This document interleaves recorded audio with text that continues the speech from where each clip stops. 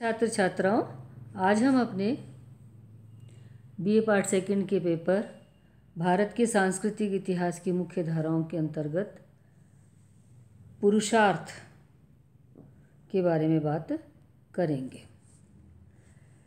अभी तक हम ये बात कर चुके हैं कि किस तरीके से परिवार, विवाह, वर्ण व्यवस्था, आश्रम व्यवस्था एवं संस्कारों के माध्यम से व्यक्ति के जीवन को अनुशासित, नैतिक, आध्यात्मिक बनाया गया था।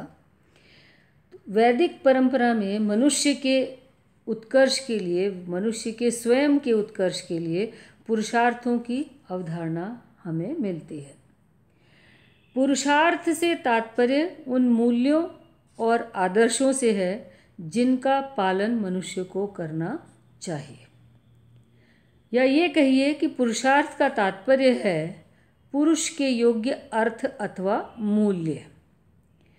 यह मूल्य का तात्पर्य है आदर्श जिनका अनुसरण मनुष्य को अपने जीवन में करना चाहिए। भारत में मनुष्य के लिए अनुसरण के योग्य मूल्यों का वर्गीकरण धर्म यानी कि सदाचार, अर्थ यानी धन संपत्ति, काम यानी आनंद भोग व मोक्ष यानी कि जीवन मरण के बंधन से मुक्ति के रूप में किया गया है। प्राचीन भारतीय विचारकों के विचार से जीवन के सुख के दो आधार हैं। एक है भौतिक सुख और दूसरा है आध्यात्मिक सुख। भौतिक सुख के अंतर्गत सांसारिक आकर्षण और ऐश्वर्य प्रधान भौतिक सुख का आधार माना गया, जबकि आध्यात्मिक सुख के अंतर्गत त्याग और तपस्या को आध्यात्मिक सुख के अंतर्गत माना गया। और यह भी माना गया कि भौतिक सुख क्षणिक और अस्थिर हैं, इसलिए वे असत्य हैं, यानी कि वे हमेशा रहने वाले नहीं हैं, नित्य नहीं हैं, और वे क्षणभंगुर हैं, इसलिए वे सार्वभौमिक नहीं हो सकते। जबकि आध्यात्मिक सुख स्थायी हैं एवं परमानंद हैं और इसीलिए वे सत्य माने जाते हैं, नित्य माने जाते हैं, क्योंकि उन्हीं के आधार पर हमारे जीवन का उत्कर्ष होता है। इन दोनों मान्यताओं एवं विचारधाराओं का मनुष्य के जीवन के उत्थान में योगदान है। मनुष्य के जीवन का लक्ष्य केवल भौतिक सुख नहीं है, उसमें आध्यात्मिक सुख भी होना चाहिए। इसलिए उसके जो कार्य हैं या उसकी जो कार्य पद्धतियां हैं वे विलास परक ना होकर के धर्म परक होनी चाहिए, क्योंकि धर्म का संबंध सदाचार, कर्तव्य पालन और सद्गुण से है। और भारतीय संस्कृति धर्म मूलक है और धर्म के साथ साथ इसमें अर्थ व काम को भी महत्व दिया गया है। किंतु जीवन का चरम लक्ष्य मोक्ष प्राप्त करना माना गया है, इसलिए मोक्ष की प्राप्ति धर्म, अर्थ, काम के सम्यक सेवन से ही हो सकती है। इसीलिए पुरुषार्थों के अंतर्गत इन्हीं धर्म, अर्थ, काम एवं मोक्ष को स्थान मिला है। जहाँ हमने बात की कि धर्म का संबंध सदाचार, कार्य, कर्तव्य पालन एवं सद्गुण से है, वहाँ अर्थ का संबंध मनुष्य की भौतिक समृद्धि से है। इसी प्रकार काम का संबंध शारीरिक सुख से है और इसीलिए ये तीनों एक साथ मिलकर के त्रिवर्ग कहलाते हैं। मोक्ष का अर्थ सांसारिक जीवन से मुक्ति है, इसीलिए मोक्ष को अपवर्ग भी कहा जाता है और इसे परम पुरुषार्थ या प्रधान पुरुषार्थ कहा जाता है। तो संसार में रहते हुए अर्थ और काम का सम्यक रूप से सेवन करना और धर्म का पालन करना तथा मोक्ष मार्ग के मार्ग को प्रशस्त करना ही मानव जीवन का लक्ष्य है। और इसीलिए इन चारों को, जिन्हें कि भारतीय जीवन दर्शन का चार स्तंभ कहा गया है, धर्म, अर्थ, काम और मोक्ष, इन्हें चार पुरुषार्थों के नाम से पुकारा गया है। ये जो चारों पुरुषार्थ हैं, धर्म, अर्थ, काम एवं मोक्ष, इन्हें चतुर्वर्ग भी कहा जाता है। मनुष्य की बौद्धिक, नैतिक, शारीरिक और आध्यात्मिक उन्नति पुरुषार्थों से ही संभव है। 4 पुरुषार्थ मनुष्य के 4 उद्देश्य हैं। जैसे धर्म मनुष्य को सन्मार्ग बताता है। सत्कार्य धर्म के प्रभावों से ही संभव है। अर्थ मनुष्य को संतुष्टि और विभिन्न वस्तुओं को प्राप्त करने की आकांक्षा व्यक्त करता है। जीवन में भौतिक सुखों की पूर्ति अर्थ से ही संभव है। काम व्यक्ति का तीसरा महत्वपूर्ण उद्देश्य है। काम मानव जीवन की सुखद और सहज अनुभूति से संबद्ध है, जिसके द्वारा व्यक्ति अपनी कामजनित भावना की तृप्ति करता है। विवाह और संतानोत्पत्ति इसी के आधार पर संभव है। मोक्ष को अंतिम पुरुषार्थ माना गया क्योंकि मनुष्य जीवन का अंतिम उद्देश्य मोक्ष प्राप्त करना है। इस तरीके से धर्म, अर्थ एवं काम तीनों एक साथ जीवन में अनुसरित किए जा सकते हैं, यानी ये तीनों एक साथ ही चलते हैं। धर्म प्रणव कार्यों से अर्थ और काम की प्राप्ति विशुद्ध और सात्विक होती है। यानी अर्थ और काम के संबंध में अगर धर्म को ध्यान में रखा जाए तो जो आर्थिक और अर्थ और काम जनित हमें प्राप्ति होगी वह विशुद्ध और सात्विक होगी।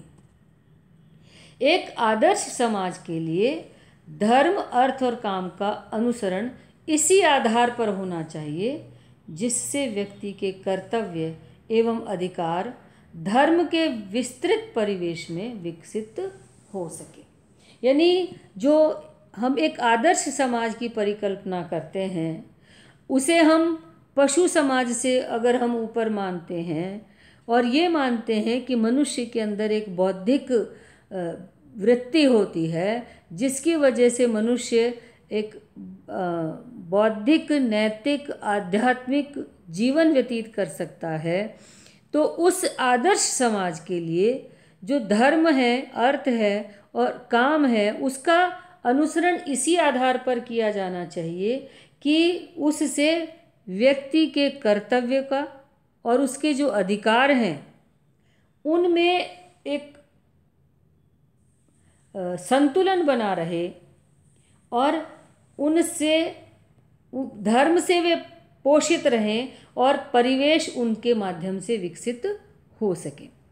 तो इस प्रकार पुरुषार्थों से ही मानव बौद्धिक, नैतिक, शारीरिक और आध्यात्मिक उन्नति करता है और इस तरह से मनुष्य लौकिक जीवन के प्रति जागरूक होते हुए परलौकिक जीवन के प्रति अग्रसर होता है। हमारे धार्मिक ग्रंथों में धर्म के 3 मूल कार्य बताए गए: नियंत्रण, व्यक्तित्व का उत्थान और जीवन के अंतिम लक्ष्य मोक्ष के लिए व्यक्ति को संबद्ध करना। यानी कि धर्म द्वारा मनुष्य अपने कर्तव्यों और व्यवहारों को संवर्धित कर सकता है, परिवर्धित कर सकता है और अपनी वांछित कामनाओं की पूर्ति कर सकता है। इस तरह से हम यह कह सकते हैं कि मनुष्य का कर्तव्य, कार्य और स्वभाव सिर्फ धर्म से संचालित होता है। जहाँ हम बात करते हैं अर्थ की, तो यह माना गया है कि अर्थ सब लोक व्यवहार का मूल्य है। इसके बिना मनुष्य का लौकिक या परलौकिक कोई भी कृत्य संपन्न नहीं हो सकता है। इस प्रकार अर्थ का उपार्जन धर्म के माध्यम से ही करने का भी निर्देश दिया गया है। मनुष्य को अपने जीवन में जो कई प्रकार के कर्तव्य और उत्तरदायित्व पूर्ण करने हैं उनके लिए अर्थ की अत्यंत आवश्यकता है, किंतु अर्थ का उपार्जन धर्म के माध्यम से ही किया जाना चाहिए। ऋग्वैदिक आर्य भी धन संपत्ति पशु आदि की वृद्धि के लिए ईश्वर से प्रार्थना करते थे। तीसरे नंबर पर काम का उल्लेख होता है। काम को पुरुषार्थों में निम्नतम माना गया है। महाभारत में कहा गया है, यद्यपि तीनों पुरुषार्थ अनुसरणीय हैं, किंतु यदि तीनों प्राप्य ना हो तो धर्म और अर्थ को, और यदि एक को चुनना हो तो धर्म को ही चुनना चाहिए। काम को मनुष्य का अंतिम उद्देश्य मानकर धर्म और अर्थ की प्राप्ति के बाद ही इसकी ओर दृष्टिपात करना चाहिए। यानी कि जो काम है उसको भी धर्म का सार माना गया। काम के भी 3 आधार माने गए, जैविकीय, सामाजिक और धार्मिक। अर्थात व्यक्ति की काम के माध्यम से व्यक्ति अपनी जैविकीय इच्छाओं की पूर्ति करता है, क्योंकि इच्छाओं की तृप्ति न होने पर मनुष्य में तनाव, आक्रोश और क्रोध का बीजारोपण होता है, जिससे मनुष्य का विकास अवरुद्ध होता है। इसलिए जैविकीय इच्छा की पूर्ति के लिए विवाह होना आवश्यक है। उसके बाद क्योंकि मनुष्य एक सामाजिक प्राणी है और सामाजिकता के लिए परिवार और सामाजिक निरंतरता को बनाए रखने के लिए विवाह के माध्यम से पति पत्नी प्रजनन के माध्यम से अपने परिवार की निरंतरता भी बनाए रखते हैं और समाज की निरंतरता भी बनाए रखते हैं। और तीसरी बात है कि धार्मिक, कि पति और पत्नी दोनों ही मिलकर के धार्मिक क्रियाकलापों की पूर्ति कर सकते हैं, इसलिए भी इस पुरुषार्थ को आवश्यक माना गया। अंतिम पुरुषार्थ माना गया मोक्ष। मोक्ष का तात्पर्य है मुक्त या स्वतंत्रता, यानी आत्मा की मुक्ति, और यह व्यक्ति के जीवन का अंतिम लक्ष्य है। भारतीय परंपरा में मोक्ष की साधना के लिए 3 प्रकार के मार्ग बताए गए, ज्ञान मार्ग, कर्म मार्ग और भक्ति मार्ग।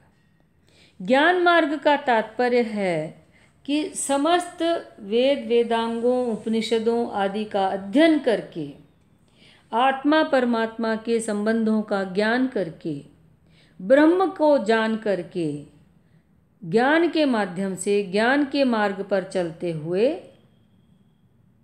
मोक्ष की प्राप्ति करना। दूसरी बात आती है कर्म मार्ग की।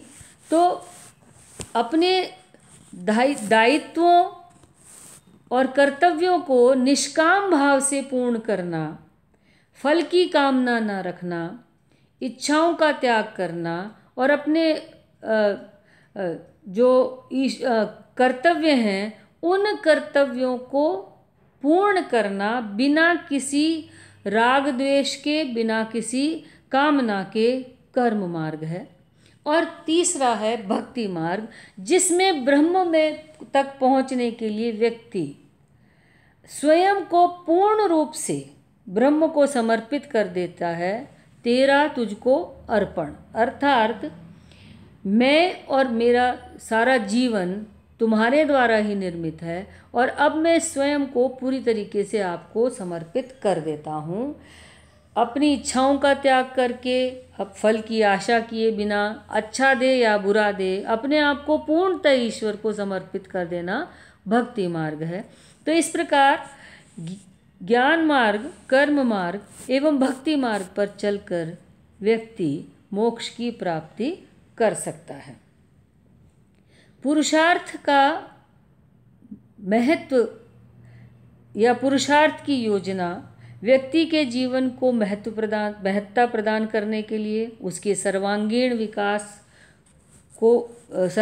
विकास के लिए पुरुषार्थों की परिकल्पना की गई। पुरुषार्थों के माध्यम से व्यक्ति के ऊपर बहुत सारे दायित्व, उसके जीवन में संयम, नियम, अनुशासन आदि का संतुलन बनाया गया। पुरुषार्थों के माध्यम से उसे लौकिक और पारलौकिक आदर्शों के बीच में सामंजस्य स्थापित करने का मार्ग प्रशस्त किया गया। पुरुषार्थों के माध्यम से व्यक्ति के व्यक्तित्व का निर्माण और समाज का निर्माण होता था। इस तरीके से पुरुषार्थ मनुष्य एवं समाज के अंतर संबंधों के लिए बहुत ही आवश्यक माने गए। इस तरीके से आश्रमों के द्वारा जीवन यापन करता हुआ व्यक्ति विभिन्न पुरुषार्थों के माध्यम से समाज एवं परिवार के प्रति अपने उत्तरदायित्वों का पूर्ण निर्वाह करता है।